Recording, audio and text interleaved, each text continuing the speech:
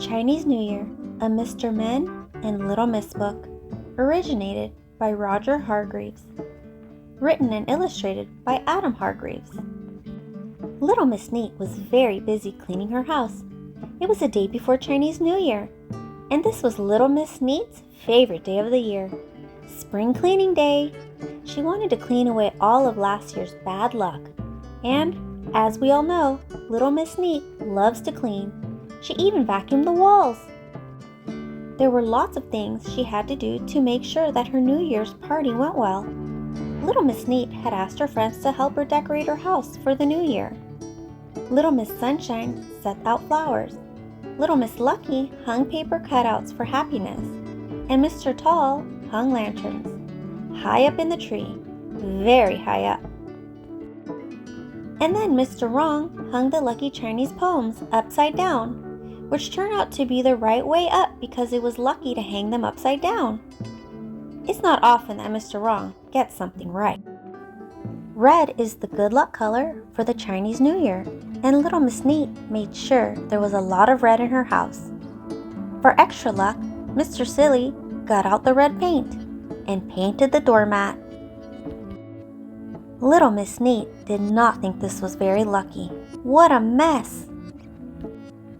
Little Miss Splendid used the coming celebration as an excuse to buy a new hat. A truly splendid red hat. Everyone was excited when they arrived for New Year's Eve dinner that evening. It was an enormous feast. Mr. Greedy smiled and started munching. He ate the beef and the pork and the vegetables and the chicken. He ate everything. He even ate all the fish. Little Miss Neat was not very happy because it was a Chinese New Year's tradition to leave some of the fish.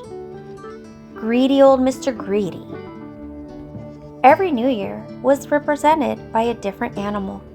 There were 12 animals, and Little Miss Naughty was born in the year of the rat. After dinner, she crept up behind Little Miss Shy, wearing a rat mask. Little Miss Shy screamed and leaped into the air. She was so embarrassed, she turned bright red. "You'll have luck all year," laughed Little Miss Lucky. The next day, Mr. Muddle led the dragon dance down the street. Unfortunately, what followed Mr. Muddle's lead was a terrible mixed-up muddle. After this, everyone gave each other a red envelope with a gift of money inside. Well, not quite everyone. Every time Mr. Mean tried to give away his red envelope, he just could not quite bring himself to do it. He truly is the meanest. On the last day of the New Year celebrations, Little Miss Neat invited all her friends to visit her garden. She had bought a lot of fireworks because the loud bangs would chase away all the bad luck for the next year. But she had not counted on Mr. Bump. Mr. Bump is not a very lucky person. In fact, he is not lucky at all. While he was carrying the fireworks, he somehow managed to trip, and he dropped all the fireworks into the pond.